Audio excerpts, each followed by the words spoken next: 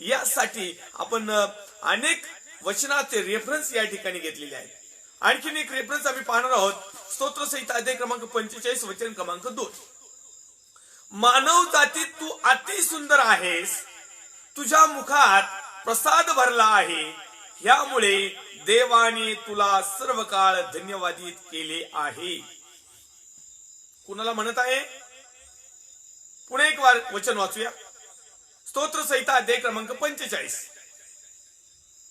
पहिल्या वचनापासून वाचूया. माझ्या मनात चांगल्या विचारांची उकळी फुटली आहे. राजाविषयी जे काव्य मी रचले ते मी म्हणून दाखवतो. माझी जीभ कुशल लेखकाची लेखणी आहे. पहिली गोष्ट तो म्हणत आहे की माझ्या मनामध्ये चांगल्या विचारांची उकळी फुटली आहे. आमच्या मनामध्ये काय काय काय आमच्या मनामध्ये उकळ्या फुटतात. पण कशाच्या? पापाच्या, स्वार्थीपणाच्या, मीपणाच्या, अहमपणाच्या, गर्वाच्या, अभिमान, व्यर्थ, खुशालकी, लबाडकी, हवळेपणा, स्वार्थीपणा. फक्त एवढ्याच उकळ्या फुटतात आमच्या याच्यात. ते मध्ये एक जाहिरात यायची बरं का, लड्डूची अशी छोटे छोटे असे हे राहायचे, कुठली तरी जाहिरात व्हायची आणि ते एक लड्डू खायचं आणि ते असं कुठंतरी बघायचं. इतका मनात उकळ्या फुटायच्या ना. काय काय व्हायचं ते जाहिरात तुम्ही पाहिली असेल.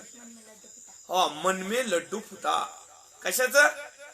आत्मिक गोष्टीचं नाही फुटत, आध्यात्मिक गोष्टीचं नाही फुटत, देवाचं सत्य मिळवण्याविषयी नाही फुटत, देवाच्या आज्ञा पालनाविषयी लड्डू नाही फुटत.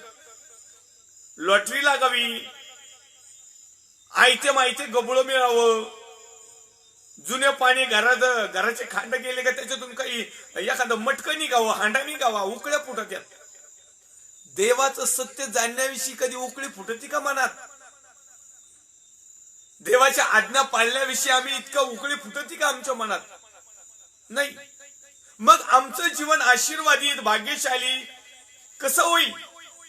माझ्या प्रिय भावांनो, बहिणींनो, आई आणि वडिलांनो, या ठिकाणी देवाचं वचन आम्हाला सांगत असताना स्तोत्रसंहिता दावीद राजा 45व्या अध्यायामध्ये म्हणत पहिल्या वचनामध्ये म्हणत आहे, माझ्या मनात चांगल्या विचारांची उकळी फुटली आहे. चांगले विचार.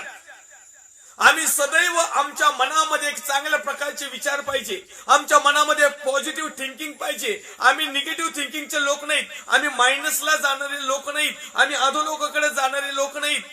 आम्ही आज्ञाभंगाकडे जाणारे लोक नाही, तर आम्ही सार्वकालिक वतनाकडे जाणारे लोक आहोत. आणि म्हणून आमच्या जीवनामध्ये, आमच्या मनामध्ये, आमच्या अंतःकरणामध्ये, आमच्या विचारामध्ये, आमच्या वागण्या उठण्या बसण्यामध्ये, आमच्या धार्मिकतेमध्ये, आमच्या आध्यात्मिकतेमध्ये परमेश्वराचा गौरव करीत असताना आमच्या मनात एक चांगले विचार पाहिजे, सुविचार पाहिजे, सुवार्ता पाहिजे, शुभ संदेश पाहिजे. आज आमच्या मनामध्ये, अंतःकरणामध्ये, हृदयामध्ये, आमच्या धार्मिक जीवनामध्ये कुठल्या प्रकारच्या उकळ्या फुटतात?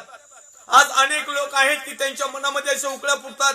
ते रात्री झोपेमध्ये एक स्वप्न पाहतात, एक सुंदर विचार करतात, एक प्लॅन करतात की मी उद्या उठेल आणि अमुक अमुक गावामध्ये जाईल, अमुक अमुक ठिकाणी जाईल, बिलिवर्स भाऊ बहिणी आई वडील यांच्याकडे जाईल आणि त्या ठिकाणी मग मला हे मिळेल, मला ते मिळेल, मला सर्वस्व मिळेल. माझ्या प्रिय भावांनो, बहिणींनो, आई वडिलांनो, अनेक लोक आहेत की चांगल्या गोष्टीची अपेक्षा करतात, परंतु त्यांच्या जीवनामध्ये त्या मिळत नाही. त्याचं एकमेव कारण ते म्हणजे आमच्या मनात चांगले विचार नाही.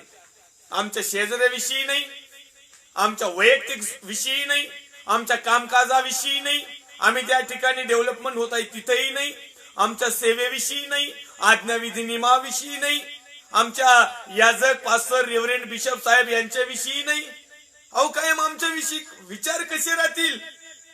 आता तुम्ही म्हणाल, पाळक साहेब तुम्ही तर दररोज आले का झोड पितात त्यांना? तुमच्या मनात कधी पाळक साहेबाविषयी चांगले विचार येतात का? येतात.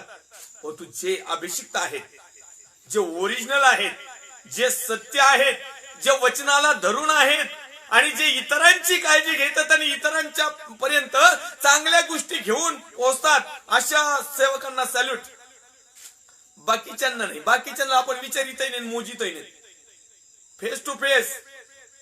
मग तुमचे बिशप साहेब असू, नाही तर कोऑर्डिनेटर साहेब असू, नाही तर आणखीन कोणते रेव्हरंड, कोणती भंतीची काळजी हबाप किंवा आणखीन फादर असू, नाही तर गुरुजी असू, जर तुमच्यामध्ये जर इतरांना चांगली गोष्ट मिळावी हा जर विचार असेल तर आमचं जीवन तृप्त होईल. पण तू सगळं काही मलाच एकट्यालाच, हा जर विचार जर असेल स्वार्थी वृत्तीचा, तर माझ्या प्रियांनो, तुमची आणि माझी जगामध्ये केव्हाच तृप्ती होणार नाही. आम्ही केव्हाच समाधानी राहणार नाही. भले आमच्याकडे काही नसलं ना तरी चालेल, परंतु आम्ही इतरांविषयी ते आदरभाव, इतरांविषयी चांगल्या गोष्टी आमच्या जीवनात असणं खूप महत्वाचं आणि गरजेचं आहे. आणि म्हणून या ठिकाणी दावीद महाराज लिहितात 45:2 मध्ये, मानव जातीत तू अति सुंदर आहेस, तुझ्या मुखात प्रसाद भरला आहे. प्रसाद ज्याला म्हणतात ना, एक नैवेद्य. आपल्या हिंदू धर्मातून जर विचारलं ना, प्रसाद म्हणजे एक नैवेद्य, देवाला अर्पण केलेलं. या म्हणतो तुझ्या मुखात प्रसाद भरलाय. आमच्या मुखातून देवाला अर्पण करण्यासाठी काही आहे का? स्तुती आहे, स्तवन, आराधना. नुसतेच नावं ठेवलेत. स्तुती, स्तवन, आराधना, आशा, प्रीती, सुवार्ता, संदेश, आणखीन काय आहे का? महिमा, काय काय नावं ठेवलेत. पण आहे का तसं? नुसतं नावं ठेवून फायदा नाही. अशा प्रकारच्या गोष्टी आमच्या जीवनातून देखील निर्माण होणं हे देखील खूप महत्वाचं आहे. अनेक लोक आपल्या लेकरांचे नाव, आता माझ्या दोन्ही लेकरांचे नाव आहेत, मी काय आपलं ते बाबून लोकांचं कट्टा असं काही सांगत नाही. आपल्याकडे सरळ सरळ हिशोब असतो. माझ्या एका मुलीचं नाव आहे सुवार्ता आणि मुलाचं नाव आहे संदेश. सुवार्ता आहे ना, ती रोज कंटिन्यू या ठिकाणी देवाच्या वचनाबाबतीत, देवाच्या गौरवासाठी मला सातत्याने मदत करते. ती एक नंबर. संदेश जो आहे ना, तो फक्त आहे ना सुरुवातीच्या गीताला वाजवितो. फक्त तो वाजवितो आणि वाजवायचं झालं का संपत त्याचं. संदेश काही नाही. मग कुणी महिमा, कुणी स्तुती, आणि स्तुती कुठं तर तिकडं बिर्याणीच्या पातेल्याजवळ. माझ्या प्रिय भावांनो, बहिणींनो, आई आणि वडिलांनो, या ठिकाणी मानव जाती तू अति सुंदर आहेस आणि तुझ्या मुखामध्ये प्रसाद भरलेला. आमच्या मुखामध्ये प्रसाद पाहिजे. मग नुसता खाण्याचा प्रसाद नाही, तर आमच्याकडे जे अर्पण केलेला प्रसाद हा परमेश्वराला अर्पण केला जातो. आम्ही हिंदू पद्धतीत जर पाहिलं तर देवाला काही नैवेद्य अर्पण केले जातात, प्रसाद अर्पण केले जातात, काहीतरी अर्पण केलं जातं. तसं आमच्या मुखामधून परमेश्वराला अर्पण करण्यासाठी सातत्याने सत्य, आचरण, आज्ञा, विधी, नियम, चांगुलपणा, या सगळ्या गोष्टी आमच्या जीवनामध्ये पाहिजे आणि त्या भरलेल्या पाहिजे. यामुळे देवाने तुला सर्व काळ धन्यवादित केलेले आहे. ज्याच्या जीवनामध्ये परमेश्वराला अर्पण करायला चांगल्या गोष्टी आहेत ना, परमेश्वरने त्याचं जीवन धन्यवादित केलेलं आहे. आमचा विषयच आहे धन्य. धन्यता कशी मिळेल, धन्यवादित कसं हो, आशीर्वादित कसं हो, तृप्ती कसं हो, समाधानी कसं हो. तर ज्याच्या मुखामध्ये प्रसाद आहे, म्हणजे ज्याच्या मुखामधून परमेश्वराला सादर होणाऱ्या उत्तमातल्या उत्तम गोष्टी आहेत, तो मनुष्याचं जीवन धन्यवादित, त्या मनुष्याचं जीवन समाधानी, तो मनुष्य आशीर्वादित. आमच्या मुखात असतं फक्त गॉड ब्लेस यू, बस. तिकडं मरा नका तो तिकडं. फक्त म्हणायचं God bless you sister, God bless you brother. Yes, हिंमत नाही हारायची, विश्वास ठेवायचा, प्रभूवर भरोसा ठेवायचा. एवढं सांगून आशीर्वादित होत नाही. हे मुखामध्ये लय असतं आमच्या भरलेलं पक्क. याजक लोकांच्या तर ते पाठीलाच पुंजलेले. मी पण एक याजक आहे, म्हणावंच लागत. पण मी शक्यतो कुणाला सहजासहजी म्हणतच नाही गॉड ब्लेस यू. आपल्याकडे काही द्यायला नाही ना, तर मग सुख आशीर्वादही द्यायचा नाही. माझ्याकडे द्यायला आहे देवाचं वचन, मी एकदम भरून पुरून देतो. एक छोटस उदाहरण सांगू इच्छितो. ज्यावेळेस पेत्र आणि योहान तिसऱ्या प्रहरी प्रार्थनेला मंदिरामध्ये जात असताना कोणी एक अंध पंगू त्या ठिकाणी बसलेला होता. आणि तो जन्मापासून अंध आणि पंगू असल्या कारणाने तो भीक मागण्याच्या दृष्टिकोनातून त्या सुंदर नावाच्या दरवाजाजवळ भीक मागण्यासाठी बसलेला होता. आणि देवाचे अभिषिक्त सेवक आदरणीय पीटर साहेब आणि योहान साहेब, म्हणजे योहान आणि पेत्र, हे दोघ जण त्या मंदिरात चालले होते. आणि मग तो जो भिकारी होता त्या सेवकाकडे पाहत आहे. त्यांना असं वाटलं की हे सेवा करणारे आहेत म्हणजे यांच्याकडे डबल असं. त्याला वाटलं काहीतरी मिळेल या आशेने तो त्या ठिकाणी पाहायला लागले. आणि मग पेत्र, योहान जे त्या ठिकाणी होते, पेत्र त्यांना म्हणाला, आमच्याकडे सोनं रुपं काही नाही बाबा, तू त्या अपेक्षेने आमच्याकडे बघूच नको. आम्हीच भिकाऱ्यावानी जीवन जगत होतो. आमच्याकडे आम्ही, आमच्या प्रभूंनी मला सांगितलं काही घेऊच नको, त्याच्यामुळे आमच्याकडे सध्या बॅलन्स नाही, परंतु हा एक मात्र लक्ष दे, आमच्याकडे बघ, काही दिसतंय का तुला? हो, आम्हाला जर म्हटलं ना काही दिसतं का, एखादा याजक जर म्हटलं ना माझ्याकडे बघ, आम्ही म्हणतो ना याचं टाय, याचा कोट, याची गाडी, याचा बंगला, याची मिनिस्ट्री, याचं वा वा वा वा वा वा, एवढं यायला लयच मोठं दानपात्र देईन काय मला, लयच मोठं भीक देईन. आपण त्या दृष्टिकोनातून बघतो, कारण आपल्याला माहिती याच्याकडे दैवी गोष्ट काहीच नाहीये. यांनी जेवढी काही जमवलेली ती येशूच्या नावाखाली जमवलेली. त्याच्यामुळे काय होतं, आमचा बघण्याचा दृष्टिकोन वेगळा आहे. मला जर एखादा पाळक साहेब म्हणले ना भाऊ माझ्याकडे बघ, तर मी चांगला नीटनेटका बघेन त्याला, खाली वरपर्यंत सगळ्याच गोष्टीने बघाय. पण तो अंध, लंगडा भिकारी, अंध जन्मापासून असणारा, ज्यावेळेस पेत्र त्यांना म्हणाला की आमच्याकडे बघ, आणि तो निरखून पाहू लागला, आणि त्या भिकाऱ्याला परमेश्वराने एक आत्मिक दृष्टी दिली जी त्याला नव्हती. परंतु त्यांनी पाहिलं की हे देवाचे अभिषिक्त आहेत, आणि यांच्याकडे सोनरूप खरोखर ते म्हणतात तसं नाही, परंतु यांच्याकडे तो परमेश्वर जीवित आहे, जो होता, जो आहे आणि जो येणार आहे, ज्याने सर्व काही निर्माण केलं. तो निर्माण करता परमेश्वर, त्याचा एकुलता एक पुत्र, ज्याने तुमच्या आणि माझ्या पप्पासाठी त्याचं जीवन अर्पण केलं, तो प्रभू या सेवकाबरोबर आहे, आणि तो प्रभू सर्व काही करण्यास समर्थ आहे. इब्री लोकांच्या पुस्तकामध्ये ख्रिस्त सांगतो, ख्रिस्त काल, आज आणि युगायुग सारखाच आहे, तो कधी न बदलणारा देव आहे. आणि म्हणून माझ्या प्रिय भावांनो, बहिणीनो, ज्यावेळेस त्या भिकाऱ्याने त्या देवाच्या सेवकाकडे पाहिलं, त्यावेळेस तो देवाचा सेवक त्या ठिकाणी म्हटला, सोनं रुपा आमच्या कंबर कशात नाही, सोनं रुपा आमच्याकडे नाही, आणि आम्ही तुम्हाला सोनं रुपये देऊ शकत नाही, पण तू नासोरीकर येशूच्या नावामध्ये उठ आणि चालू लाग. हे त्यांच्याकडे होतं. आज पास्टर राजू अल्लाकडे हेच आहे, देवाचं वचन घ्या आणि उठून चालू लागा. अंध भक्तांनो, लंगड्यांनो, जेवढे काही तुम्ही आहात, बिलिवस भाऊ बहीण आई वडील, आज अनेक लोक केवळ पैसा पाणी अमकं धमकं फलन बिस्ताने याकडे देवाच्या सेवाकडे पाहतात. अनेकांचे फोन येतात, अनेकांचे मी फेसबुकवर कार्यक्रम पाहतो, प्रत्येक गोष्टीला एकच विनवणी, आमच्याकडे हे नाही, आमच्याकडे ते नाही, परंतु अजून आतापर्यंत परमेश्वराकडून तुम्ही खरं मागितलंच नाही. अहो, ज्याने दुसऱ्याचं लुटलं ते तुम्हाला त्याच्या लुटीतून काय देणार आहे? आणि जरी दिले तर तुम्ही लुटरून ते लुटरून दोन आधोलोकात तिकडे जाऊन करा एक थता. हे देवाचं वचन, हे रियालिटी, हे आमचं आत्मिक उपोषणाचं, आत्मिक आमची उन्नती होण्यासाठी, हे आम्हाला सत्य समजण्यासाठी, हे आमचं जीवन सार्थक, धन्यवादी, समाधानी, लकी, तृप्त आणि आशीर्वादित आणि भाग्यशाली करण्यासाठी हे रियालिटी आहे. मग आमच्या मुखातून काय पाहिजे, काय प्रसाद पाहिजे? नुसतं गॉड ब्लेस यू म्हणून जमेल का? नाही माझ्या प्रिय भावांनो, जर तुमच्या आणि माझ्याकडे जर एखादी गोष्ट देण्यासारखी असेल तर निश्चित अर्थाने तुम्ही ती द्या. गॉड ब्लेस यू म्हणायचा काही एक संबंध पडणार नाही. ऑटोमॅटिकली परमेश्वर देणाऱ्याला देखील आशीर्वादित करेल आणि घेणाऱ्याला देखील आशीर्वादित करेल. देणाऱ्याला देखील समाधानी करील आणि घेणाऱ्याला देखील समाधान. देताना समाधानाने दिलं पाहिजे आणि घेताना घेणाऱ्याचं देखील समाधान झालं पाहिजे. आम्ही बडे बडे बाते आणि बाकी काहीच नाही, नुसतं आश्वासन द्यायचं. आजकाल जसं राजकीय क्षेत्रामध्ये आश्वासनं दिल्या जातात ना, अशाच प्रकारे याजक, पास्टर, रेव्हरंड, फादर, गुरुजी, बिशप हे पण आता आश्वासन द्यायला सुरुवात केली. बघा, पण हे लोक आहेत, हे मनुष्य आहेत, हे कधीही निम्या रात्रीच्याला बदलतील. परंतु त्याने तुम्हाला आश्वासन दिलेलं आहे, मी तुम्हाला अनाथ आणि पोरकं सोडणार नाही, तर मी तुमच्यासाठी सत्याचा आणि कैवरी आत्मा देईन. तो नको म्हणते, तो कशाला घ्यायचा? पास्टर राजू आला, तुम्हालाच लय उत असलं तर तुम्हीच घ्या, तो डबल टेबल काही 9 पट घ्या, सगळे कृपादान तुम्हालाच राहून द्या. आम्हाला फक्त आम्ही प्रार्थना केल्या, विनंती केल्या ना, आमचं हे दुखत आहे ते दुखत आहे तेवढंच नीट करा, किंवा आमचं पैशाचा प्रॉब्लेम आहे तेवढंच बदा पाऊस पडू द्या, फुटू द्या धगफुटी आमच्याच घरात. माझ्या प्रिय भावांनो, बहिणींनो, आमचं जीवन जर धन्यवादित करायचं असेल, सार्थक जर बनवायचं असेल, तर आम्हाला विशेष लक्ष देवाच्या अभिवचनाकडे देणं खूप महत्वाचं आणि गरजेचं आहे. जर आम्ही ते केलं नाही, या ठिकाणी लिहित आहे की तुझ्या मुखात प्रसाद भरला आहे, यामुळे देवाने तुला सर्व काळ धन्यवादित केलेला आहे.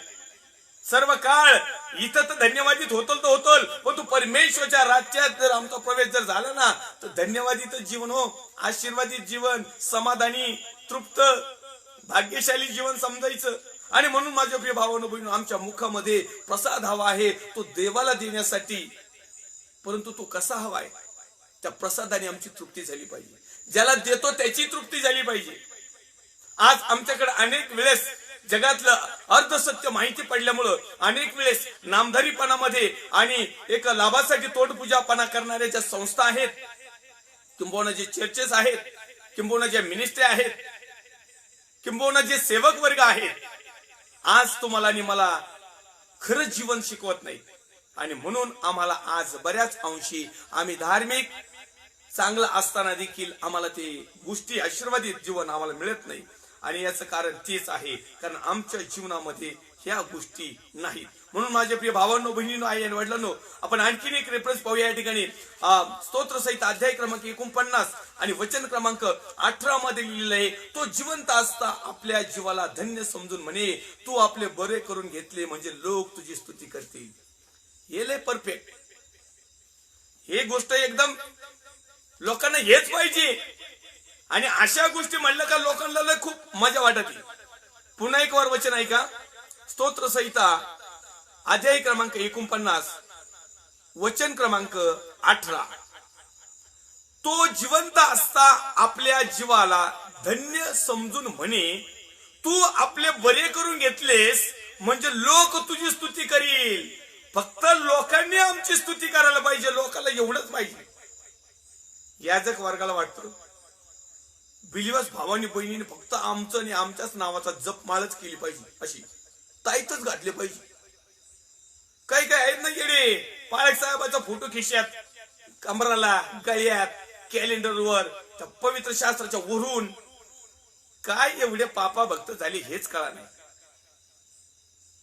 तेवढं जर देवाला परमेश्वराला जर स्थान दिलं, सत्याला जर स्थान दिलं ना, अहो तुम्हाला कुठल्याच गोष्टीची उणीव पडणार नाही. तो जिवंत असता आपल्या जीवाला धन्य समजून म्हणे, तू आपले बरे करून घेतलेस म्हणजे लोक तुझी स्तुती करील. लोकांनी आमची स्तुती करावी म्हणून आम्हाला बरं व्हायचं. लोकांनी आमची स्तुती करावी म्हणून आम्हाला एक धार्मिक काम करायचंय, म्हणून आम्हाला पाळक बनायचं.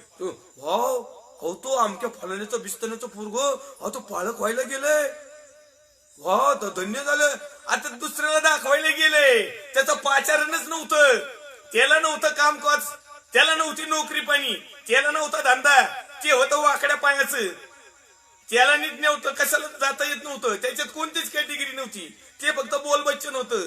खायला होते माग, सांगितलं ते आमच्या फलाने नाही, जा बायबल कॉलेजला, गेलं ते निघून आलं. ते म्हणतो वाव वा परमेश्वरा, या लोकांचं बरं केलंस, धन्य झाले त्यांचं जीवन, लोक स्तुती करतात. तुमचा मुलगा पाळक आहे का? आजकाल आहे ना, मी तुम्हाला वचन दाखवलं जुन्या करारामध्ये, जो कोणी याचका विषय आहे, पण तो आपला विषय आता धन्यवादित सार्थक आहे. परंतु ज्या वेळेस देवाचा सेवक आणि याजक याविषयी स्पेशल आपण एपिसोड केलेले आहेत. याच्यापूर्वी मी 2 वर्षापासून सातत्याने लाईव्ह आहे आणि सातत्याने देवाचं सत्य प्रकट करण्याचा प्रयत्न करत आहे. मी कितीतरी महिन्यापूर्वी म्हणा, एखाद्या वर्षापूर्वी सेवक कसा असावा, याजक कसा असावा याविषयी एपिसोड केलेले आहेत आपण. त्याच्यामध्ये स्पष्टपणे कम्प्लीट टू कम्प्लीट सांगितलेल्या गोष्टी, त्या जर तुमच्या लक्षात आल्यानंतर 100% तुमचं जीवन समाधानी झाल्याशिवाय राहणार नाही. कारण ह्या गोष्टी महत्वाच्या आहेत. कारण अनेक वेळेस काय होतं, आम्ही जिवंत असताना आपल्या जीवाला धन्य समजतो. येस, मी धन्य झालो प्रभू, मी तुझा सेवक झालो, मी धन्य झालो प्रभू, मी तू रोज लाईव्हला येतोय, आता मी माझं बरं करून घेतलं. अनेक लोक म्हणते wow pastor Raju a lot continue देवाचं हे करतात, वा वा लोक माझी स्तुती करतील म्हणून मी लाईव्हला येत नाही. लोकांनी मला रोज जरी शिवे दिले ना, प्रेज द लॉर्ड, काही अडचण नाही. परंतु त्यामधून सत्य समजणं, चांगल्या गोष्टी प्रकट होणं, इतरांपर्यंत त्या पोहोचणं आणि इतरांनी त्याचा लाभ घेऊन त्यांचं स्वतःचं परिवर्तन करून घेणं, या पाठीमागचा खरा देवाचा उद्देश आहे. आणि देवाने जे मला ज्ञान पुरवलं किंवा जे काही पवित्र आत्म्याचं गायडन्स आहे किंवा जे काही मला मिळालेलं आहे ते मी तुमच्यापर्यंत शेअरिंग करत आहे, न घाबरता. या ठिकाणी आणखीन एक वचन आपण वाचूया. स्तोत्र संहिता अध्याय क्रमांक 63 आणि वचन क्रमांक 4 मध्ये आणखीन एक वचन आहे. आपल्याकडे स्तोत्र संहितेचे बरेच रेफरन्स असल्या कारणाने आपण ते एक कंटिन्यू घेत आहोत. फक्त तुम्हाला एक समजसाठी ते रेफरन्स मी दाखवत आहे की ज्या ठिकाणी धन्य, सार्थक, समाधानी, लक्की, तृप्त, आशीर्वादित, भाग्यशाली या विषयाला जोडून जे काही विश्लेषण आलेलं आहे त्याची फक्त मी तुम्हाला एक नोटेशन देत आहे. तर या ठिकाणी वाचूया स्तोत्र संहिता अध्याय क्रमांक 63 वचन क्रमांक 4. मी जिवंत आहे तोपर्यंत तुझा धन्यवाद असाच करीन, तुझ्या नावाने मी आपले हात उभारीन. मी स्वतः जिवंत आहे तोपर्यंत परमेश्वरचा धन्यवाद करीन. मेलेला मनुष्य धन्यवाद करू शकत नाही. मृत मनुष्य काहीच करू शकत नाही. तो उठून काहीच करणार नाही. जिवंत मनुष्यालाच काय करायचं ते करावं लागतं. काय स्ट्रगल करायचंय ते करायचंय.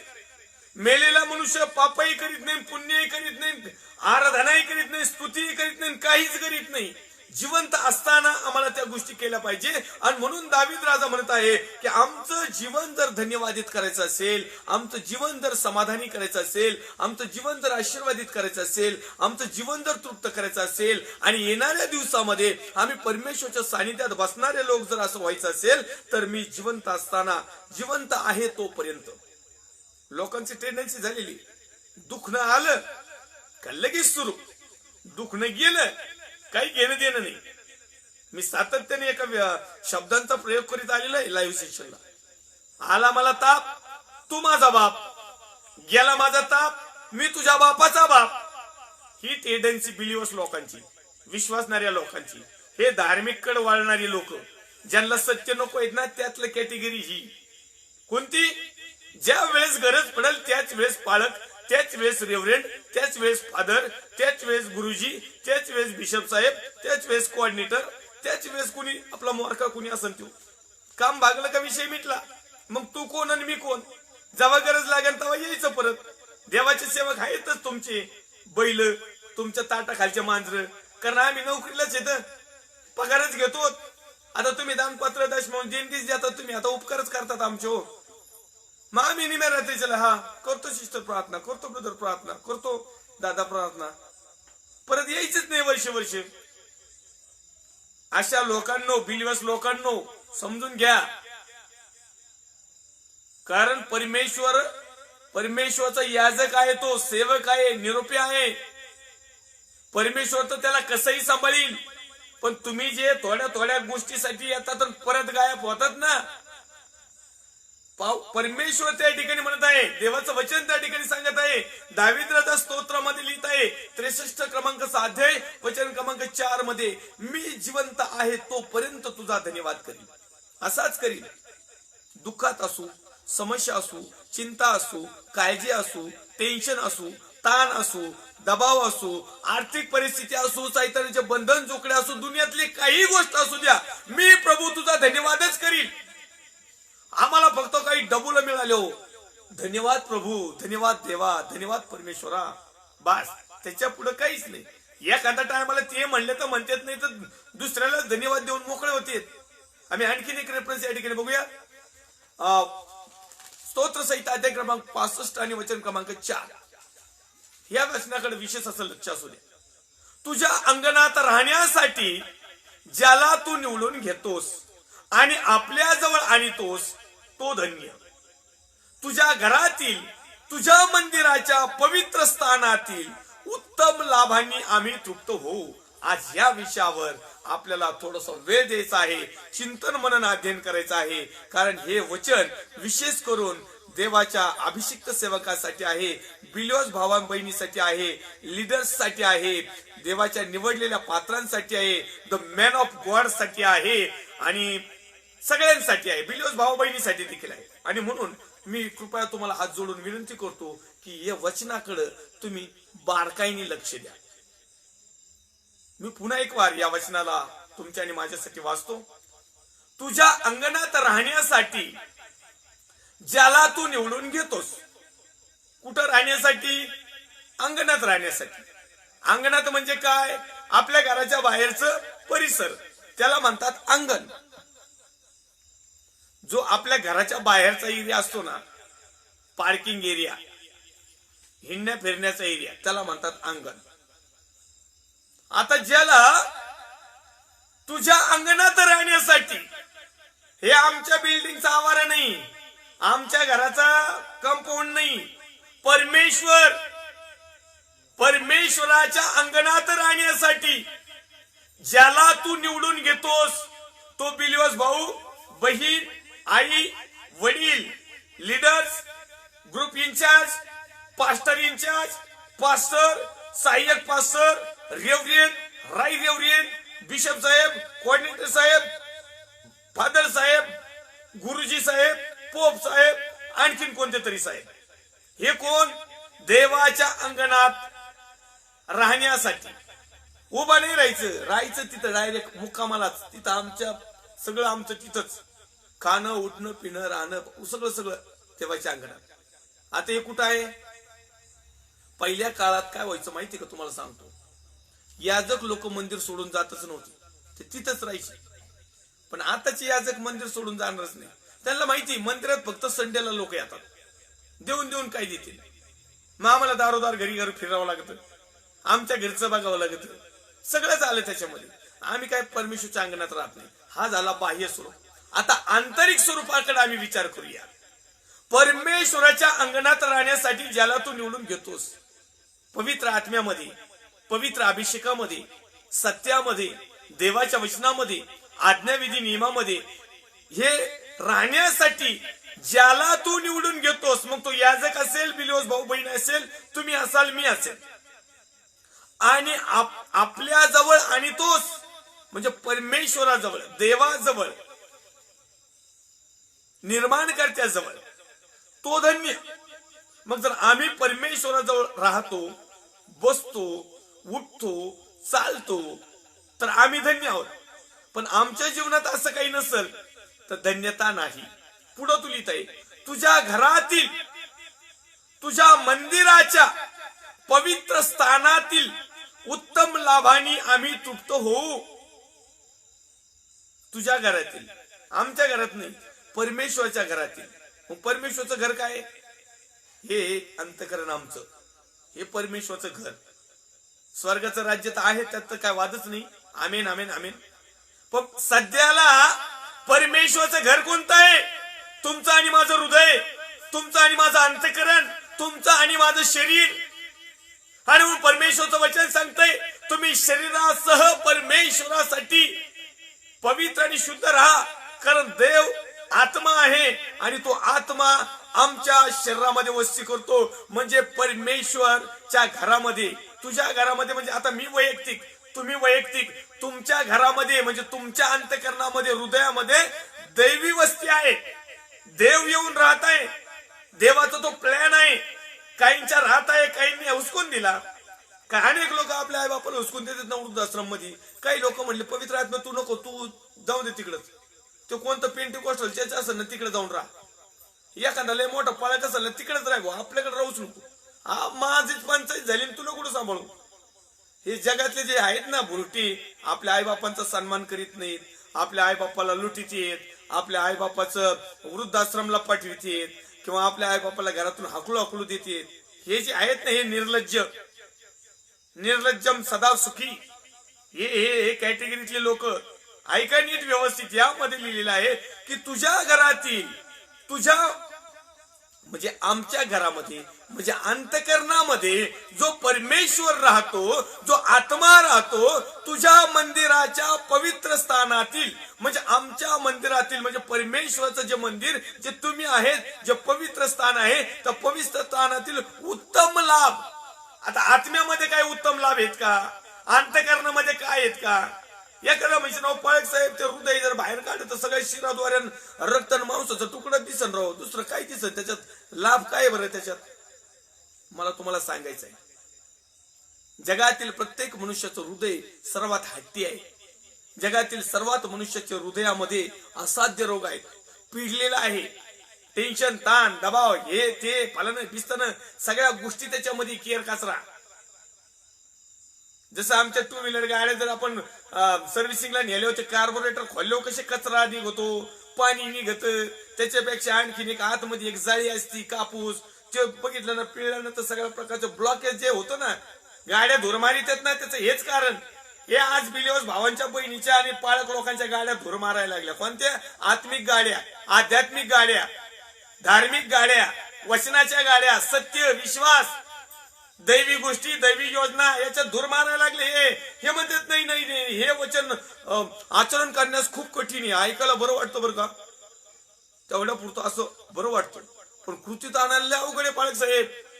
नका आणू, एज यू लाईक, जसं तुम्हाला वाटतं तसं. जर तुमच्यामध्ये देवाचा आत्मवस्ती करतोय, देव तुमच्यामध्ये आहे, तुमच्यामध्ये जर देवाचं पवित्र मंदिर आहे, तुम्ही जर त्याच्या अंगणात आहात आणि तुम्हाला जर निवडून घेतलेलं आहे आणि जर तुम्हाला धन्यवाद देण्याचा प्रयत्न केलेला आहे आणि जर परमेश्वराच्या म्हणजे तुझ्या घरातील तुझ्या मंदिराच्या पवित्र स्थानातील पवित्र स्थान उत्तम लाभाने आम्ही तुटतो. एकच पवित्र स्थान आहे, स्वर्गीय स्थान, जिथं माझा परमेश्वर विराजमान होतो, जिथं माझा परमेश्वर बसतो, जिथं माझा परमेश्वर कार्य करतो, जिथं माझ्या परमेश्वरच्या आज्ञा विधी नियम पाळल्या जातात, जिथं माझ्या परमेश्वरने सांगितलेल्या सर्व गोष्टी करतात, ते सगळ्यात उत्तम स्थान, तो सगळ्यात उत्तम लाभ. तर या ठिकाणी म्हणतो की पवित्र स्थानातील उत्तम लाभांनी आम्ही तृप्त होऊ. आता आम्ही पवित्र मंदिरामध्ये किंवा देवाच्या मंदिरामध्ये आता 1-2 वर्षापासून 1.5 वर्षापासून लॉकडाऊन आहे, पण मंदिरामध्ये अनेक भक्तांनी, अनेक शूरवीरांनी, अनेक दानवीरांनी जेवढं काही दान टाकलेलं आहे ना त्या पवित्र भांडारामध्ये, आता त्याच्यातला उत्तम लाभांनी आम्ही किती तृप्त झालो? प्रश्न विचारतो, तुम्ही तुमच्या मनाला विचारा. आम्हाला किती उत्तम लाभ भेटला याच्यातला? ज्या मंदिरामध्ये आम्ही परमेश्वराच्या नावाने दान दशमोश देणगी अर्पण उत्तम गोष्टी सादर केल्या, त्या मंदिरातल्या पवित्र स्थानात पासून जमा झालेल्या लाभाचा आम्हाला काही फायदा झाला आहे का? आम्ही लाभार्थी आहोत का नाही? का नुसतेच कुपना आमच्या नावावरून माल दुसऱ्यानेच घ्यायचा? आम्हाला लाभ तर भेटायला पाहिजे ना. अहो तुम्ही कामकाज करता, तुमच्या कामाची मजुरी मिळती, कुणाला दररोज मिळती, कुणाला आठवड्याला मिळती, कुणाला महिन्याला मिळती. तुम्ही बिझनेस करता, तुमच्या बिझनेस मध्ये तुम्हाला काहीतरी मिळतं. तुम्ही व्यापार करता, त्या व्यापारामध्ये काहीतरी मिळतं. तुम्ही सेवा करता, त्या सेवेमध्ये काहीतरी मिळतं. तुम्ही एखाद्या संस्थेमध्ये कामाला आहात, त्याचा पेमेंट असेल, किंवा तुम्ही जे काही भूतलावर काम करता त्याचा तुम्हाला पगार मिळतो ना, त्याचा तुम्हाला लाभ घडतोच ना. असा कोणता मनुष्य कायम लॉस मध्येच असतो?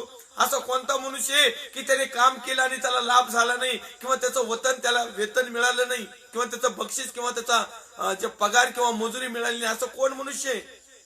सगळ्यांनी जे जे आम्ही कामकाज करतो ना त्याचा लाभ आम्हाला घडतोच. मग परमेश्वराच्या मंदिरामध्ये जे काही डबुलं गेलंय किंवा जे काही आहे किंवा जे जमा करतो, गुगल पे, आमक पे, फलाने पे, बिस्तान पे, हे जो लाभ तिथं एका जमा झालेला आहे, उदाहरणार्थ माझ्या चर्चमध्ये, मग या चर्चचा लाभ मला एकट्यालाच का बाकीच्या बिलीवासांना पाहिजे? नाही, आज सर्वसाधारण प्रश्न आहे. माझ्या मनात शंका आली म्हणून मी तुम्हाला विचारले.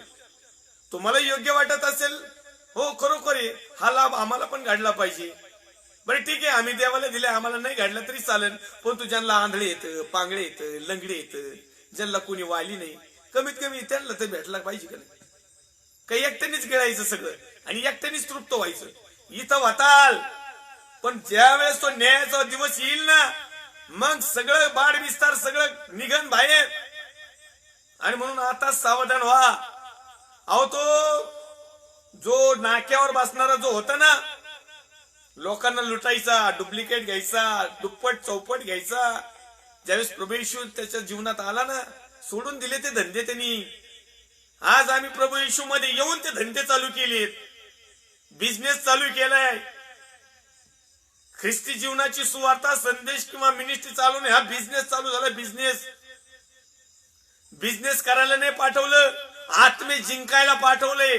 आत्म्याला तोडायला नाही पाठवलं, आत्म्याला पिळायला नाही पाठवलं, आत्म्याचा नाश करण्यासाठी नाही पाठवलं. अनेक भाऊ बहिणी आहेत प्रभू पासून परत बॅक गेले, कारण त्यांनी पाळक साहेबांना विनंती केली, आमच्या या लॉकडाऊनच्या काळामध्ये आम्हाला थोडीफार मदत करा. पाळक साहेब म्हणलं, मलाच मदतीला कोण नाही. मग त्या लोकांच्या डोक्यात बुद्धीत एक प्रश्न निर्माण झाला. एक महाभक्त स्पष्ट तोंडून म्हणला एकाला, आता मी नाव नाही घेणार त्याचं, माझ्या समोर झालं, म्हणजे पाळक साहेब एवढे दिवस आम्ही दिलं, त्याचं काय करायचं? पाळक साहेब म्हणलं, मग तुम्ही काय मला दिलं काय देवाला दिलं? मग समोरचा व्यक्ती म्हणला, मग काय देवाने येऊन खाल्लं का ते दानपात्र? ते दाखवा ना कुठे येते. अहो तर पाळकाला काही बोलता येईना, आत्मिकरित्या बोलता येईना, धार्मिकरित्या बोलता येईना, काहीच उत्तर देता येईना. कसं जीवन धन्यवादित होईल? कसं जीवन समाधानी होईल?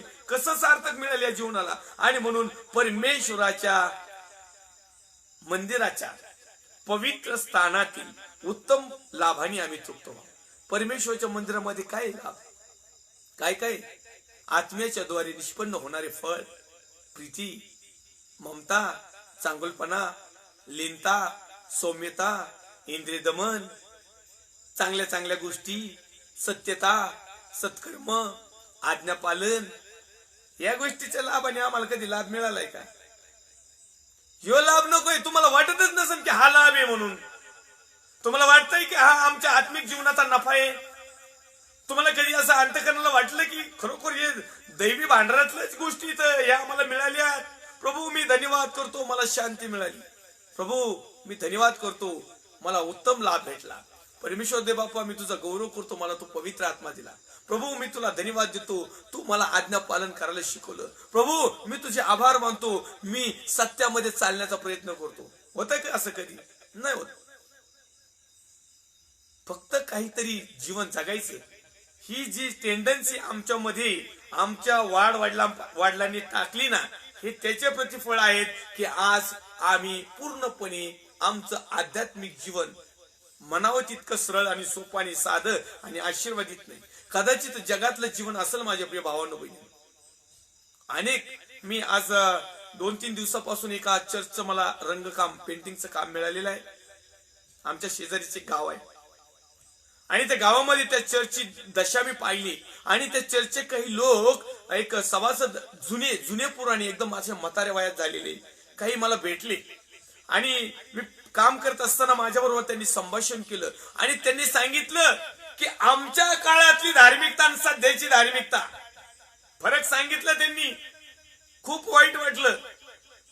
अहो त्या अडाणी लोकांना तरी कमीत कमी ज्ञान नव्हतं, वाचता येत नव्हतं. त्यांनी जसं सांगितलं तसा विश्वास ठेवला त्यांनी.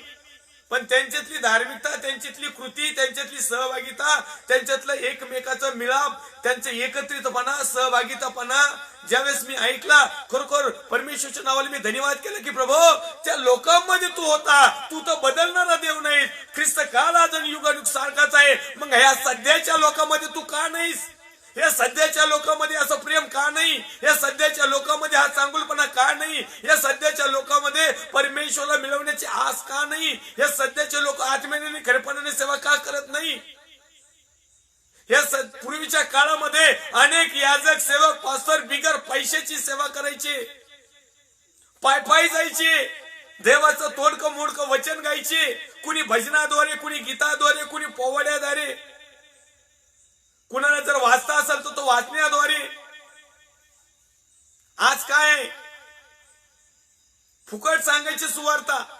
अनेक लोकांना एकत्र घ्यायचे, लहानापासून थोरापर्यंत लोक जमायचे. त्यावेळेस मंदिर नव्हते. ते बाबा सांगत होते की आम्ही झाडाखाली बसायचो, लोक आम्हाला उठवून द्यायचे. आम्ही दुसऱ्या झाडाखाली बसायचो, लोक आम्हाला उठून द्यायचे. आम्ही डोंगराच्या कडाला बसायचो, लोक आम्हाला उठून द्यायचे. आम्ही जनावर चारता चारता तिथं देवाची मिळून स्तुती करायचो. अहो आज आम्हाला सुंदर असं चर्च आहे, सुंदर अशी मंडळी आहे, सुंदर असं बांधकाम आहे, सुंदर असा बॅलन्स आहे, सुंदर असे पाळक साहेब आहेत, सुंदर असे याजक साहेब आहेत, सुंदर असे बिशप साहेब आहेत. तरी आमचं आडतही कुठं? कारण ते लोक स्वार्थी नव्हते. तुम्ही स्वार्थी आहात, मी स्वार्थी आहे. ते याजक लोक स्वार्थी नव्हते, ते निस्वार्थी होते. ज्या घरात अन्न मिळेल तेवढं अन्न खायचे आणि दुसऱ्या गावाला पाय चालायचे. खर्चीला पैसे जरी दिले तर त्या टायमिंगला गाड्या घोड्या नव्हत्या. तो काळ काय होता आणि आजचा काळ काय? आज आम्हाला सगळ्या प्रकारच्या गोष्टी अवेलेबल आहेत. फॉर्च्युनर गाडी आहे, स्कॉडा गाडी आहे, तरी खेडेगावात तरफडत नाहीत. दगड लागत आहे त्यांच्या गाडीला, खालीहून इंजिनाला. यांना दगड मार झाली पाहिजे, त्या गाडीला नाही. एवढं सगळ्या चांगल्या गोष्टी असून जर आम्ही परमेश्वराचं उत्तमातल्या उत्तम लाभाने तृप्त होत नाही. आजकालचे याजक, पास्टर, रेव्हरंड, बिशप, गुरुजी, फादर बिदर सगळे जेवढे असतील ना, हे सगळे जगातल्या उत्तम लाभाने तृप्त झालेत. आणि हे आहेत ना, तृप्त झाल्यामुळं हे मोकळे सुटलेत जनावरांसारखी. याला आचपेचच राहिलं नाही. आत्मिकता काय, धार्मिकता काय, प्रभू काय, मी कोणी, मी याजक आहे का कोणी? अहो तुम्ही आणि मी याजक, देवाचे निवडलेले लोक, देवाच्या अंगणात काम करणारे लोक, देवाच्या सहभागितेत असणारे लोक, परंतु आज आमची काय दुर्दशा झालेली आहे. आम्ही केवळ बाह्य आणि बाह्य स्वरूपाचा देखावा करत आहोत. आम्ही केवळ बाह्य आणि बाह्य स्वरूपाची धन्यता मिळवत आहोत. केवळ आम्ही बाह्य आणि बाह्य स्वरूपाचं आमच्या जीवनाला सार्थकता बनवत आहोत. केवळ आम्ही आमच्या जीवनाला समाधानी आहोत, परंतु केवळ बाह्य स्वरूपाचं आम्ही तृप्त आहोत. केवळ पैशा पाण्याच्या नुसार आम्ही आशीर्वादित आहोत. केवळ आमच्या बंगल्या आणि बॅलन्स नुसार आम्ही भाग्यशाली ठरतो स्वतःला, परंतु बाह्य स्वरूपाचं. माझ्या प्रिय भावांनो, बहिणींनो, देवाच्या अभिषिक्त सेवकांनो, या ठिकाणी परमेश्वराच्या दृष्टिकोनातून देखील आमचं जीवन धन्य, सार्थक, समाधानी, तृप्त, लकी, आशीर्वादित आणि भाग्यशालीच व्हायला पाहिजे. केवळ जगातल्या गोष्टी नाही, कारण आमचं टू इन वन जीवन आहे. जगात आम्ही उपरी आणि प्रवासी आहोत. हे जगातलं जीवन जात असताना पुढचं जीवन जे आहे ते आमच्यासाठी इम्पॉर्टंट आहे, महत्वाचं आहे. आणि ते जीवन इम्पॉर्टंट असल्या कारणाने त्यासाठी आम्हाला आमचं जगिक जीवन जगत असताना ख्रिस्त आम्हाला त्याच्यातून गाजवायचा आहे. ख्रिस्त आम्हाला समजून घ्यायचा आहे. ख्रिस्त आमच्यामध्ये ठेवायचा आहे. ख्रिस्ताला आमच्या शरीरात, अंतःकरणात, हृदयात स्थान द्यायचं आहे, किंवा ऑलरेडी तो जो आलेला आहे तो त्याला प्रज्वलित करायचा आहे. आणि विशेष करून ह्या दिसणाऱ्या मंदिराविषयी जर आम्ही पाहिलं तर निश्चित अर्थाने त्याच्या अंगणात राहण्यासाठी, म्हणजे परमेश्वराच्या मंदिराची सेवा करण्यासाठी, म्हणजे याजक, pastor, reverend, bishop, coordinator, cell leader, मुख्य गायक, उपगायक, वाजवणारे, परमेश्वरने आपल्याला निवडून घेतलंय. कसं गायला पाहिजे, कसं वाजवायला पाहिजे. गातो एकीकडे, बघतो तिकडं, काय चाललंय काय. याजक लोक तिकडं त्या मोबाईल मध्ये बोट घाली ते चर्च मध्ये येऊन आहेत. आता ऑनलाईन सेवेमध्ये असताना तो भाग वेगळा, ते फॉरवर्ड करण्यासाठी किंवा एकमेकाला ते लिंक देण्यासाठी तेवढा पुरतं तो घालतो फोटो, तो भाग वेगळा. पण तू काही चर्च मध्ये सुद्धा इकडं पायकीन मेसेज देते आणि ह्यो असं करतो, येस हालेलुया हालेलुया. तेवढं म्हणून आत्मिकता वाढत नाही तुम्हाला. आणि आम्ही परमेश्वरच्या अंगणात येते, आम्ही शेजारच्या अंगणात येडं वाकडं वागलं ना तर शेजारचा म्हातारा काठीत पाडीन. पहिले म्हातारे पाडायची. शेजारच्या घरी जर त्यांच्या अंगणात गेलं उखणलं ना, किंवा काहीतरी डावचाडवची केली ना, तो म्हातारा एका ठोक्यात पाडायचा. आणि आम्ही परमेश्वरच्या अंगणात येते. नशीब परमेश्वर, आम्ही भाग्यशाली आहोत. आमचं जीवन सध्या समाधानी, आशीर्वादित, भाग्यशाली, तृप्त, लकी, सार्थक झालेलं आहे, धन्यवादित आहे. अजून त्या परमेश्वराने आम्हाला काठी टाकली नाही एखादी. नाहीतर प्रेषित पौल साहेब नव्या करारामध्ये म्हणतात, मी तुमच्याकडे प्रेमाने येऊ, प्रीतीने येऊ, का काठी घेऊन येऊ. त्याला माहिती होतं ये लातो के भूत बातों के भूत लातो से नाही बांधते. यांना सांगून सांगून म्हणून माझे प्रिय भावांनो, आम्ही कुठं आहोत? परमेश्वरच्या अंगणामध्ये, म्हणजे परमेश्वरच्या सेवेमध्ये, परमेश्वरामध्ये बिलीव करणारे, परमेश्वरामध्ये वाढणारे, परमेश्वरामध्ये चालणारे, परमेश्वराची हस्तिकृती, परमेश्वराचं प्रतिरूप, परमेश्वरच्या गुणसंपन्न असणारी, परमेश्वराची सेवा आत्मेने निखरपणाने करणारी. आणि म्हणून तो म्हणतो की तुझ्या अंगणात राहण्यासाठी ज्याला तू निवडून घेतोस आणि आपल्या जवळ आणतोस तो धन्य. म्हणजे मला याजक पण मिळालं. परमेश्वर दे बाप्पा, मी धन्यवादी. आजकालचे याजक पण कसं आहे माहिती का, ओशेला लावून 2 वर्षाचं बायबल कॉलेज करायचं वाकडं तिकडं. कारण आपल्याकडे मंडळ भरपूर झाल्यात ना, एका चढी एक. पहिले मेन लाईनचे 2-4 चर्च राहायचे, रोमन कॅथोलिक, CNI, एक आणखीन एक प्रोटेस्टंट, एक पंथ. ते तर अवघडच झाले. त्याच्यात पहिलीचे 50 निघले. नंतर हळूहळू सेवंथ डे आला, सेल मिशन आर्मी आली, 9 प्रीशित आला, मग यहोवा विटनेस आला, मग ओनली जीसस आला, मग न्यू पेंटेकोस्टल आला. मग आता तर पहिलीचे 50च निघले. जे उठत सुटत मिनिस्ट्री तयार करीत आहे. Prophet भजनदर Singh ministry. अरे कुठून उतरलं हे नेमकं हैवान? हे इब्लिस आहे, इब्लिस. याच्यात एकाही ठिकाणी प्रभूचा उल्लेख नाही. Prophet भजनदर Singh ministry. उद्या त्याच्या बायकोच्या नावाने दुसरी मिनिस्ट्री खोलीन, मग त्याच्या पोरांच्या नावाने मिनिस्ट्री खोलीन. हे चाललंय. अरे प्रभूच्या अंगणामध्ये म्हणलो, प्रभूचं तर नाव पाहिजे ना थोडं. लोकांना लुटण्यासाठी प्रभूचं नाव घेतो. मग असे चिन्ह चमत्कार तर भूताचे आत्मे करतात. आणि जरी ओरिजिनल प्रभूच्या आत्म्याने तिथून काम केलं, पण भजनदर सिंग तुला 100% नरकात जागा. डेफिनेटली मला काही न्याय करायला सांगितलं नाही, मला प्रकटीकरण नाही झालं, पण तू एवढ्या लोकांना लुटलं ना तुम्ही. हे दिनाकरण झाली, हे बजेंद्र सिंग झाले, हे पुण्याचे सिल्वे झाले, हे नगरचे झाले, हे नाशिकचे झाले, हे त्याच्यानंतर औरंगाबादचे झाले. हे एका माळेचे मणी ना यांना गुपून यांची माळच तिकडे अधोलोकात पडणारी. तेव्हा ते तिथं बसून टिल्लिम टिल्लिम करतील. मग तिथं काढा जोगणिया जोगणिया, तिथं नाचायचं मस्त पैकी, घागरे देत परमेश्वराला विनंती करायचं, प्रभू या अधोलोकात आम्हाला घागरे दे, आम्ही इथं नाचू.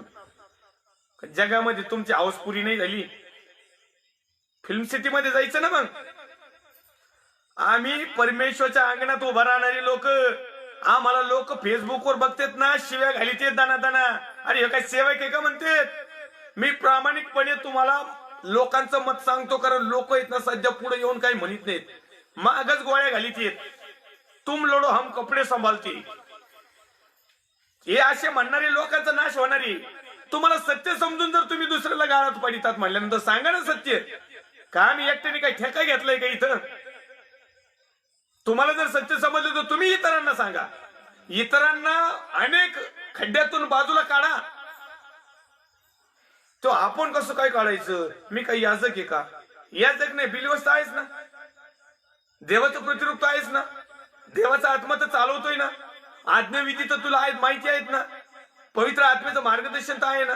तुला 100% हे जर समजलंय ना 100% की हे चुकीचं आहे, तर 100% त्याला दोष लाव, त्याला सत्य सांग. आम्ही 100% मागे निघतो, पुढे जातच नाही. तर प्रभूच्या अंगणात राहणारे लोक फेसबुकला वाकडे तिकडे पोस्ट देऊन निघतात. या प्रो काय करतेत, गजरे काय लावितेत, कानात काय घालीतेत, ते थोबड्या काय रंगवितेत. अरे देवाचे सेविक आहे तर तुम्ही जोक एक काय लाज नाही वाटत का थोड्याफार. नाही मनाची नाही जनाची मनाची तरी ठेवा ना. अहो तुमचं पर्सनल जीवन तुम्ही तिकडे बिगर कपड्याचं जागा ना, आम्हाला काही घेणं दे नाही. तुम्ही ज्यावेळेस लाईव्ह सेशनला येताना देवाच्या नावाचं लेबल येतं ना पुढं, आणि तुमचं फाउंडेशन आणि तुमचं डेकोरेशन, असं वाटतं की तमाशा मंडळाचा कार्यक्रम चालू झालाय का ऑर्केस्ट्रा चालू झालाय. हे पण येते टायकोट घालून, भाड्याने आणतेत का कुठून आणतेत काही कळतच नाही. काही काही मला तर वाटतं भाड्याने नसतील आणत, कारण एवढं दानपत्र लुटलं म्हणलं यांना 5-50 हजाराचा कोट शिवायला काय अवघड चिवतील ना. देवाच्या अंगणात राहणारी, आणि देवाच्या अंगणात कोण राहतं, त्याच्यामध्ये बिलिओस भाऊ आला, बहिणी आल्या, आई आली, वडील आले, देवाचे जेवढे नावाचे जेवढे लेबल आहेत ना ते सगळे आले. मग आमचं जीवन इतरांना पाहण्यासाठी कसं असावं. विधर्मी लोक आम्हाला पाहतील त्यावेळेस त्यांनी काय समजावं, काय कित्ता घ्यावा. अहो फॅशन तर सगळी ख्रिश्चन लोकांची, जे काही ऍडव्हर्टाईज येईल पहिली हेच लोक, दुसरे लोकच नाही. तर आपले कपडे ख्रिस्तीच लोक, दारू जास्त उडवणारे ख्रिस्तीच लोक, बिराण्याच्या पार्ट्या उडवणारे ख्रिस्तीच लोक. मग त्याच्यात याच पण आली. जेवढ्या काही नवीन नवीन फॅसिलिटी आहेत त्यांना ह्यात, आणि वरून काय म्हणतात माहिती का, देवाने आम्हाला दिले, त्या वरून आलं आम्हाला ते, हे ज्ञान आम्हाला त्यांनी वरून पुरवलं. हे ऐहिक जन इंद्रिया जनाकडे हे ज्ञान हे एवढंही समजत नाही का. या सैतानाने तुमचा ताबा घेतलाय, माझा ताबा घेतलाय, जे असे वाकडे तिकडे करतात यांचा. आणि यांना वाटतं की देवाचा आत्मा चालवतोय, हाफचड्या घालून तिकडे प्रवचन करीतात, ह्यो देवाचा आत्मा चालवतोय का. भुंड्या केसाने उभा राहतात, डोक्यावर वडणी घ्यायची लाज वाटती, ह्यो देवाचा आत्मा चालवतो का. तुम्हाला कल्चर आहे तिकडे अमेरिका, इकडे तिकडे तर असे उभे राहतात. मग तू खाली डोक्यावर पाय करून उभा राहा. तू अमेरिका नाही, आम्ही हिंदुस्थानामध्ये राहतो, भारतात राहतो, आम्ही भारताचे नागरिक, आम्ही हिंदुस्थानाचे लोक, आमची भारताची संस्कृती हिंदुस्थानाची संस्कृती जपा. फॉरेनला नाही जन्म झाले तुमचे, गोव्याच्या चौपाटीला नाही जन्म झाले तुमचे. बोले ते कल्चर आहे त्याच्यात, आणि देवाच्या गौरवासाठी काय संबंध.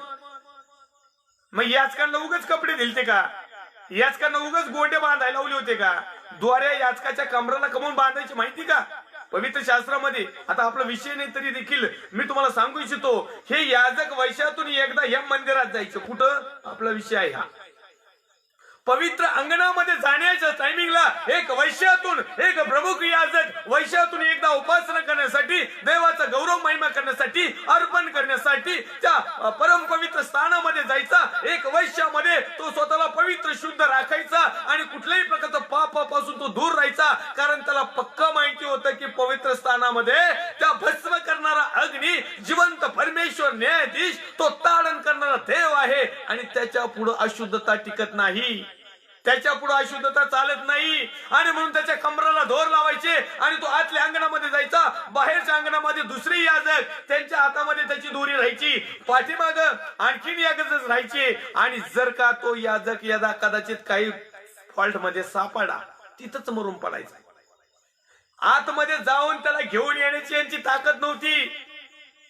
अरे ते म्हणायचे ह्यो वर्षभर याची निवड झाली आणि ह्यो जर परमेश्वराने मरून पाळलंय, तिला कुत्र्यासारखं पळलंय तिथं, तर आम्ही जायचं कसं? आमच्या तर फार सदनासच होईल. मग त्याच्या कमराला जी दोरी बांधलेली राहायची ना, हे असे कुत्र्यासारखे फडफडत वाढायचे आणि हे याचकाला नेऊन पुरायचे. अहो त्या परमेश्वराने पवित्र स्थानाचा पडदा फाडला आणि त्या देवाचा पुत्र प्रभू येशू ख्रिस्ताने डायरेक्ट कॉन्टॅक्ट आम्हाला केला. आज आम्ही पापी असताना देखील त्या परमेश्वरासमोर येतो, पण आम्ही मरत नाही, आमचा नाश होत नाही, आमचा सत्यानाश होत नाही, आमचं वाटोळ गोठोळ होत नाही.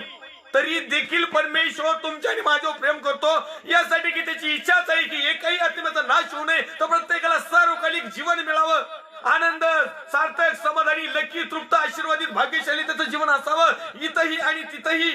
आणि म्हणून त्याचं सत्य आमच्याजवळ असणं खूप महत्वाचं आहे. आणि त्यातली त्यात परमेश्वरच्या अंगणामध्ये काम करणाऱ्या देवाच्या सेवकांनो सावधान व्हा. कदाचित आज आम्हाला परमेश्वर ताबडतोब ताडण करीत नसल, परंतु हे 100% आहे. पापाचा घडा जर भरला ना, तो कुणाला सोडणार नाही. तर पूर्वीच्या चांगल्या चांगल्या पवित्र याचकाला नाही सोडलं ना, आता तर पवित्र तर याचक चुकूनही सापडणार नाही. लाखात एखादा सापडला तर ही रियालिटी. पण तू याचा अर्थ असा नाही की परमेश्वर तुम्हाला आणि मला तारण करेल. पाप्यातल्या पाप्याचं तारण व्हावं ही देवाची योजना आहे आणि ही सत्याची योजना आहे. ह्या अंगणात राहण्यासाठी पहिल्या प्रथम फक्त प्रमुख याजकच जायचा, त्याच्यानंतर तो दुसरे याजक जायचे, मग हे पवित्र स्थान, परम पवित्र स्थान, अंगण, बाह्य अंगण, त्याचं अंगण. आज आम्ही डायरेक्ट पवित्र स्थान नाही, परमेश्वर पवित्र आमच्या याच्यामध्ये अंतःकरणामध्ये येऊन बसलाय. इथलं काही घेणे देणं नाही. म्हणे आम्ही देवाचे सेवक, याजक. नुसत्या दोऱ्या बांधून आणि लांब लांब थगे घालून आणि त्या असं टाकून नाही जमत. मी एका देवाच्या सेवकाचं अभिनंदन करू इच्छितो या ठिकाणी. आमच्या नगर जिल्ह्यामध्ये CNI ची जी संस्था आहे ना, त्या CNI मध्ये एक नवीन बिशप साहेब आलेले आहेत, गायकवाड साहेब. Hats off, praise the lord. याचे देवाचे सेवक पाहिजे. आणखीन एका देवाच्या सेवकाचं आणखीन दुसऱ्या संस्थेचं मी नाव घेऊ शकतो, फादर आल्विन मिस्कोटो. बस, hats off, praise the lord. हे अशी काही बोटावर मोजण्यासारखी तुमची संस्था कोणतीही आणि तुमची मिनिस्ट्री कोणतीही आणि तुमच्या याचं नाव काय आहे त्याच्याशी आम्हाला काही घेणं देणं नाही. तुमचं अंतःकरण परमेश्वरासाठी आणि देवाच्या लोकांसाठी किती चांगलं आहे हे महत्वाचं आहे. ही रियालिटी आहे वास्तविकरित्या. तुम्ही CNI चे असा नाही तर UCNI चे असा नाही तर अमेरिकन मराठी मिशन असू नये, ओनली जीसस यहोवा विटनेस, जेवढे काही तुम्हाला जेवढे पंथ अजून काय पाडायचे तेवढे पाडा, पण प्रभू मध्ये तुम्ही आहात. जर प्रभू मध्ये तुम्ही जर आहात, आज्ञाविधी नियमामध्ये तुम्ही आहात, सत्यामध्ये जर तुम्ही आहात, तर तुमचं जीवन धन्यवादी झालंय. परत कुणी येऊन सांगायची गरज नाही, हे करा आणि ते करा, हे आपल्याला सगळं समजत आहे आता. म्हणून माझे प्रिय भावांनो, बहिणी, नाईवडिलांनो, या ठिकाणी आपला वेळ झालेला आहे. सॉरी, 5 मिनिट आपण लेट झालेलो आहे. पुन्हा एक वार स्तोत्र सहित अध्याय क्रमांक 65 वचन क्रमांक 3 पासून आपण पुढच्या लाईव्ह सेशनला तुझ्या अंगणात राहण्यासाठी ज्याला तू निवडून घेतोस ना आणि ज्याच्या आपल्या जवळ आणतोस तो धन्य. परमेश्वराजवळ आणलं तो धन्य. अजून लोक परमेश्वराजवळ गेलेच नाहीत. मला तुम्हाला सांगायचं आहे याचा सेकंड पार्ट. पहिला पार्ट हे आता तुझ्या अंगणात राहण्यासाठी ज्याला तू निवडून घेतोस म्हणजे मी, पास्टर राजू अल्लाह, रेव्हरेंड. मी उद्या म्हणलं तर बिशप होईन, आपल्याला अवघड आहे. त्याच्यापेक्षा कोणती पोस्ट असली तर घेईन. आजकाल लोक पैसे दिले का कोणती पोस्ट मिळते, काही अडचण नाही. आणि असेच झाले तर बरेच. त्याच्या अंगणात राहण्यासाठी ज्याला तू निवडून घेतोस, घेतलं पुढं आणि आपल्या जवळ आणतोस. आता आम्हाला निवडून घेतलंय, पण आम्ही परमेश्वर जवळ आलो का नाही ते आता पुढच्या पाठला पाहू. परमेश्वरच्या नावाला धन्यवाद देऊया, सन्मान आदर गौरव महिमा देऊया. पुन्हा एक वार लाईव्ह सेशनला जोडलेले सर्व देवाचे अभिषिक्त सेवक सेविका, विश्वासणारे भाऊ बहीण आई वडील, या प्रत्येकाचा मी पास्टर राजू अल्लाट अहमदनगर मधून मनापासून हार्दिक स्वागत करतो. खरोखर सातत्याने आपण गेल्या अनेक दिवसापासून धन्य आशीर्वादित या जीवनाबद्दल चिंतन मनन अध्ययन करीत आहोत. पुढच्याही काही भागामध्ये आम्ही अनेक भागामधून या गोष्टीवर आपलं सत्य प्रकट होण्यासाठी आणि आमचं जीवन परमेश्वरला आवडण्यासाठी आम्ही सातत्याने या विषयाला चिंतन मनन अध्ययन करणार आहोत. येऊया, वेळ झालेली आहे. पुन्हा एक वार देवाच्या अभिषिक्त सर्व सेवकांचे, विश्वासणारे भाऊ बहीण आई वडिलांचे, प्रत्येकाचं मी पास्टर राजू अल्लाट अहमदनगर मधून या लाईव्ह सेशनला हार्दिक आभार मानतो. तुमचं स्वागत करतो. यानंतर देखील पाहतील त्यांचे देखील मी आभार मानतो. छोटीशी प्रार्थना करूया. पवित्र थोर सेनाधीश बापा, जसे तसे तुझ्या पवित्र हातामध्ये येत आहोत. प्रभू येशू ख्रिस्ताच्या प्रेमाने सामर्थ्यवान नावात मी प्रार्थना विनंती करतो माझ्या भारत देशासाठी, भारत देशाचे सर्व राज्य, विशेष करून माझा महाराष्ट्र राज्याचे मुख्यमंत्री मान्य उद्धवजी साहेब, त्यांचे सर्व सहकारी टीम, विरोधी पक्ष नेते मान्य देवेंद्र फडणवीस साहेब, त्यांचे सर्व सहकारी टीम, सर्व पोलीस डिपार्टमेंट, डॉक्टर्स, नर्स, सेवाभावी संस्था, वैयक्तिक लोक, माझ्या भारत देशाचं सरहद्दीचं संरक्षण करणारे मिलिटरी फोर्स, जवान, कमांडो, त्यांचे कुटुंबीय, त्याचप्रमाणे लाईव्ह सेशनला जोडलेले सर्व देवाचे अभिषिक्त सेवक सेविका आणि विशेष करून ज्यांना सत्य माहिती पडलेलं आहे, ज्यांनी प्रभू येशू तुझ्या अंगणामध्ये त्यांनी आलेले आहेत, ज्यांच्या जवळ तू उभा आहेस, त्या त्यांना ज्यांना धन्य केलेलं आहे. आज प्रभू येशू त्या प्रत्येक बिलिओस भाऊ बहीण आई वडिलांसाठी मी प्रार्थना करतो. प्रभू येशू ख्रिस्ताच्या प्रेमाने सामर्थ्यवान नावात मी विनंती करतो, त्या प्रत्येकाच्या नावा गरजेप्रमाणे त्यांना तू देऊन तृप्त कर. जे बंधनात, जोखडात, आजारात, विकारात, आर्थिक परिस्थितीमध्ये, जोखडामध्ये, अज्ञानामध्ये, दुसऱ्या अशुद्ध शिक्षणामध्ये, डावपेचामध्ये, जे काही गाळामध्ये तुडलेले असतील, प्रभू येशूच्या नावात त्यांना तू बाहेर काढ आणि एक नवं जीवन तू आम्हाला तू दे. आणि तुझ्या नावाचा महिमाने गौरव करण्यासाठी आमचं लाईव्ह जीवन जगत असताना तुला आवडणारा प्रसाद आम्ही तुला सोडवा, तुला आवडणाऱ्या गोष्टी आम्ही तुला अर्पण करावा. केवळ आमचा पैसा सोनं अडकत नव्हे, तर आमचं संपूर्ण जीवन जे तू दिलेलं आहे तेच आम्ही तुला अर्पण करावं, अशी तू कृपा आम्हावर कर. आदर गौरव तुला दे. ख्रिस्त येशू जो होता, जो आहे, जो येणार आहे, त्या पवित्र प्रभू येशू ख्रिस्ताच्या प्रेमळाने सामर्थ्यवान नावात मागतो. स्वर्गीय पिता तो आहे. आमेन. प्रभू येशू रक्त की जय, प्रभू येशू रक्त की जय, प्रभू येशू रक्ताचा जयकार असो. Amen, amen, amen. Praise the lord. Thank you. God bless.